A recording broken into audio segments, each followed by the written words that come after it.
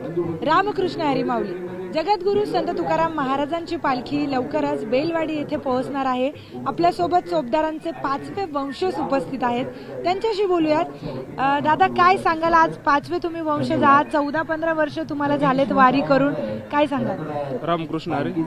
माझं नाव अर्जुन शिवाजी गिराम. ही आमची परंपरागत चालत आलेली परंपरा आहे. मी 5वी पिढी आहे.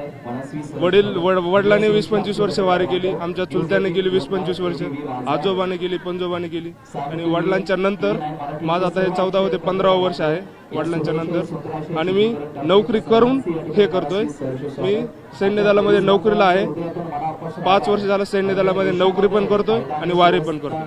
तुम्ही सैन्य दलामध्ये नोकरीला आहात, म्हणजे आर्मी मधले लष्करीतले लोक देखील वारीमध्ये येऊन सेवा करतात. ऐकून खूप छान वाटलं दादा. पण सैन्य दलामध्ये नोकरीला असताना मग तुम्ही वारीमध्ये सुट्टी टाकून येता का?